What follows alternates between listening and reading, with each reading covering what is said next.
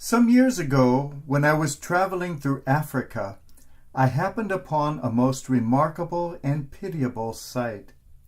It was just outside a remote and obviously extremely poor village. There was a small pond filled with some of the filthiest, muddiest, most polluted water I had ever seen. In this pond, the whole population of the village seemed to be gathered, men, women, and children. They were all bathing their bodies in the dirty water, washing their laundry and their dishes in the same water, and to my horror, even drinking from it and hauling buckets of it back to their homes for cooking purposes. This was the only source of water they had, and it had to serve all their needs. Many of the people were obviously ill, and I could not imagine that most of them could possibly reach a respectably advanced age. After a spontaneous, heartbreaking visit with these villagers, my companion and I continued our journey in silence, both of us having been thrown into the harsh reality of the extreme poverty in which most of our world still lives. We also were suddenly forced to reflect upon the vital necessity of certain simple things in life, like water, which most of us continue to take for granted. Even in the midst of our much advertised California drought, none of us has really been affected too drastically, and apart from watering our lawns and washing our cars a bit less frequently, our lifestyles have suffered very little. Not so for a large part of the world. Water is one of those God-given treasures we cannot imagine being without, and indeed we could not exist without it. We ourselves occupy bodies that consist of more than 60% water. We inhabit a planet whose surface is 71% water covered. Indeed, as science writer Arthur C. Clarke has remarked, how inappropriate to call this planet Earth when it is clearly ocean. Water is an enormous part of our life as living beings. We depend on it, we thirst for it, and we die very quickly without it. Even among the very last words of Jesus as he hung dying was a burning, painful longing for water.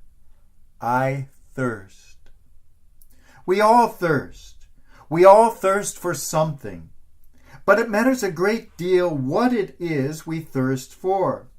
There are waters around us which we think we thirst for, waters we imagine will quench our thirst and satisfy our desires, but which, like the filthy, muddy, disease-infested water of that African pond, end up harming us, dragging us down, or destroying us.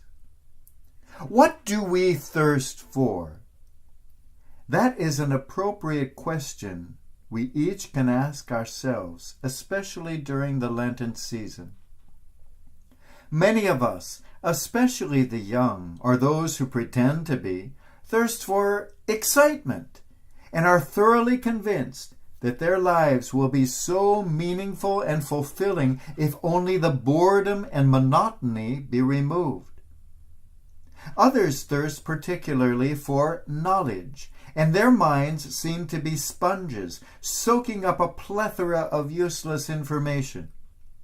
Still others, particularly in a city such as ours, thirst for fame and dream of seeing their name in lights.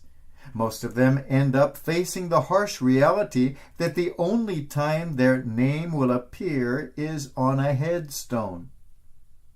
And who does not search for approval, especially at the beginning of life? The young crave approval, acceptance, and always want to fit in. As an old nun once told me, the only good thing about getting old is that you couldn't care less anymore about what other people think.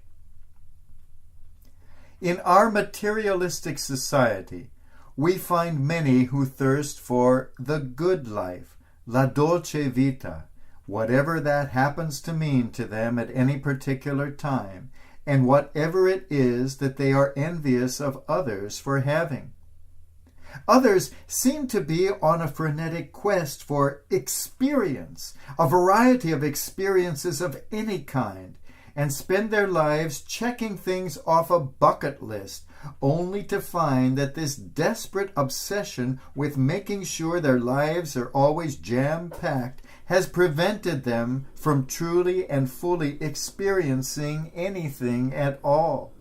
If it's Tuesday, it must be Belgium does not make for a memorable trip or a meaningful life. Then there are those who thirst for something darker, such as revenge. These are the most pitiful, for this thirst takes over their lives completely, and they become as people possessed, no longer able to reason or love or even truly to live. What do you thirst for? If you are anything like me, you probably saw yourself in at least a few of the people we just described. We all have thirsts. We all have desires. And it's a good thing that we do, for that is what keeps us moving forward. But it makes an enormous difference what it is we thirst for. Some waters are good, but do not fill us. Some are poisonous to us, and some consume us, dragging us down and drowning us in their mire. Not all waters are the same, and not all quench equally. Indeed, many leave us thirstier than before we drank of them.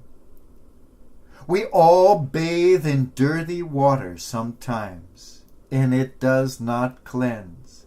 We all drink from time to time from wells of water unfit for human consumption, and it does not satisfy. Built deep into the heart, the soul, the being of every person born is a profound thirst for something far deeper, something infinitely greater, something immeasurably beyond, something some have chosen to call God. It was the delightfully decadent and penetrating poet Charles Baudelaire who declared, "The insatiable thirst for everything which lies beyond and which life reveals is the most living proof of our immortality." How right he was, and how perceptive in his grasp of this truth. It is precisely in our thirst for something beyond the human that we are human. It is precisely because of our thirst for the eternal that we know we share in it. It is precisely because of our thirst for the unreachable God that we see God has already reached us.